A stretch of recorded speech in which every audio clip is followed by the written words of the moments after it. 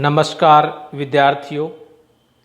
आज हम अरस्तू के नागरिकता संबंधी विचारों का अध्ययन करेंगे। अरस्तू की महत्वपूर्ण जो रचना है वो पॉलिटिक्स है, जिसमें उन्होंने राजनीति के संदर्भ में अपने विभिन्न सिद्धांत दिए हैं। और अरस्तू एक यथार्थवादी राजनीतिक विचारक हैं। उन्होंने तत्कालीन समय में अपने जो गुरु थे प्लेटो, उन्होंने आदर्शवाद की बात की थी, लेकिन अरस्तू ने अपने समय की परिस्थितियों को देखते हुए उन्होंने आदर्शवाद के स्थान पर यथार्थवाद को अपनाया, विभिन्न प्रकार की सिद्धांतों का प्रयोग किया। अरस्तू को प्रथम राजनीतिक वैज्ञानिक भी कहा जाता है। अरस्तू ने एक अच्छे राज्य की स्थापना के लिए, एक अच्छी व्यवस्था की स्थापना के लिए 158 संविधानों का तुलनात्मक अध्ययन किया और उसके आधार पर उन्होंने विभिन्न प्रकार के सिद्धांत दिए। विभिन्न संविधानों का उनके द्वारा वर्गीकरण दिया गया, किस तरीके से संविधानों में चक्रीय परिवर्तन होता है उसके बारे में बताया। और इसी क्रम में उन्होंने दासता और नागरिकता से संबंधित अपने सिद्धांत भी दिया। उन्होंने देखा कि यूनान की जो शासन व्यवस्था थी, वहाँ पर दास प्रथा जो थी वो जरूरी थी, तो इन्होंने दास प्रथा को स्वाभाविक और प्रकृतिजन्य बताया और दास प्रथा को नैतिक दृष्टिकोण से भी सही साबित किया। तो इसी प्रकार उन्होंने अपने नागरिकता के संबंध में भी विचार व्यक्त किए हैं।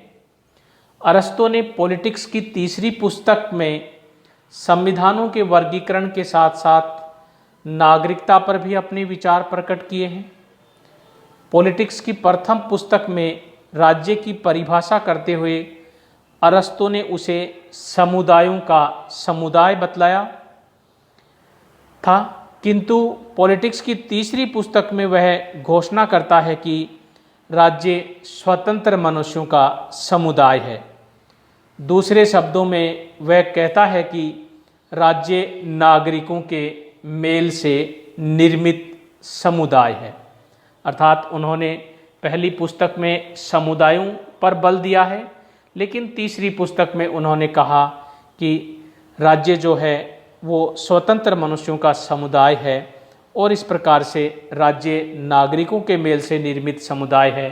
तो उन्होंने अपने तीसरी पुस्तक में नागरिकों के महत्व पर बल दिया है।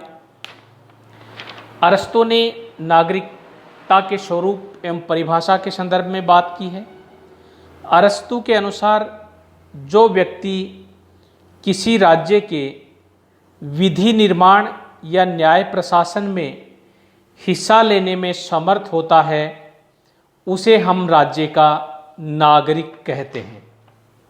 अर्थात जो व्यक्ति विधि निर्माण और न्याय प्रशासन में हिस्सा लेने में समर्थ होता है, उसे अरस्तू नागरिक कहते हैं। अर्थात अरस्तू इस मत का प्रतिपादन करता है कि राज्य का निवासी होकर भी कुछ परिस्थितियों और कारणों से व्यक्ति राज्य का नागरिक नहीं होता। अरस्तू के अनुसार नागरिकता किसी विशेष राज्य या स्थान में निवास से नहीं मिल सकती। यदि ऐसा होता तो किसी राज्य में रहने वाले विदेशी व्यापारी और दास भी उसके नागरिक समझे जाते। इसी प्रकार कानूनी अधिकार प्राप्त होने से ही किसी व्यक्ति को नागरिक नहीं माना जा सकता। न्यायालय में अभियोग चलाने और अभियुक्त बनने से ही कोई व्यक्ति नागरिक नहीं बन सकता, क्योंकि संधि के द्वारा भी विदेशियों को उक्त अधिकार दिए जा सकते हैं। नागरिक की संतान होने से भी कोई व्यक्ति नागरिक नहीं बन जाता, क्योंकि यह लक्षण पुराने राज्यों के विषय में ठीक हो सकता है, किंतु नए राज्यों के आरंभिक नागरिकों पर लागू नहीं हो सकता। राज्य से निर्वासित और मताधिकार से वंचित व्यक्ति को राज्य का नागरिक नहीं माना जा सकता। उन बच्चों को जिनका नाम अल्पायु के कारण नागरिकों में की सूची में सम्मिलित नहीं हुआ है, और उन बूढ़ों को जो नागरिकता के कर्तव्य से मुक्त कर दिए गए हैं, नागरिक नहीं माना जा सकता। उस व्यक्ति को नागरिक नहीं माना जा सकता जिसे राज्य द्वारा केवल सम्मान के लिए नागरिक बना दिया गया है।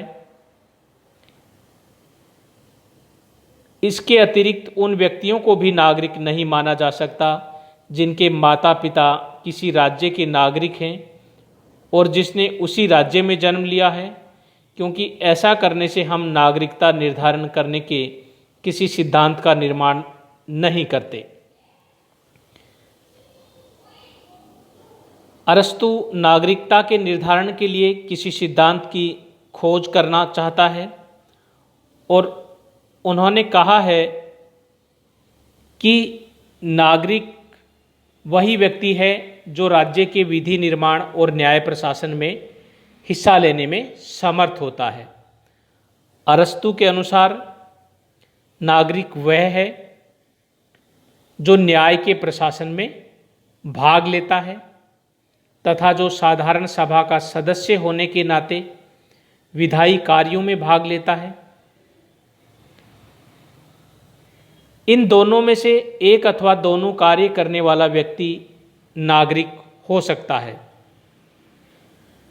अरस्तु के अनुसार स्त्री, बच्चे, विदेशी, दास तथा श्रमिक व मिस्त्री भी नागरिक नहीं हैं। दासों और श्रमिकों को नागरिकता से वंचित करने का कारण यह है कि नागरिकता एक विशेष गुण है, उसके लिए विशेष योग्यता की आवश्यकता होती है। यह योग्यता उन्हीं के पास हो सकती है जिनके पास अवकाश हो। अरस्तु छुट्टी अथवा आराम के क्षणों को अवकाश नहीं कहता। उसके अनुसार जिन कार्यों को करने के लिए मनुष्य अपनी आर्थिक तथा भौतिक आवश्यकताओं के कारण विवश है, उनके अतिरिक्त लगभग सभी क्रियाएं अवकाश के अंतर्गत आती हैं। शासन करने की राजनीतिक क्रिया, सार्वजनिक सेवा, युद्ध करना, खेलकूद, नाट्य कला में भाग लेना और अंत में विज्ञान तथा दर्शन को प्राप्त करने का प्रयत्न अवकाश में सम्मिलित हैं। इस तरीके से अरस्तु ने ये बताया है कि किन लोगों को नागरिकता प्राप्त हो सकती है, किन लोगों को नागरिकता प्राप्त नहीं होगी।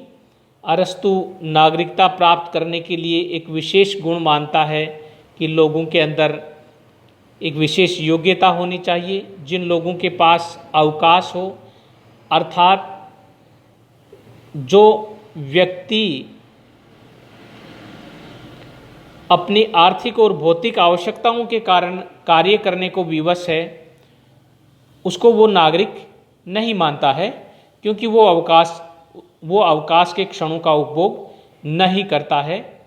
इसके अलावा जो अन्य क्रियाएं हैं, सार्वजनिक सेवा, नाट्य कला, खेलकूद, दर्शन, विज्ञान आदि जो चीज़ें हैं, उन कामों को उन्होंने अवकाश की श्रेणी में माना है। और जिन लोगों के पास अवकाश है वो ही व्यक्ति नागरिक हो सकता है।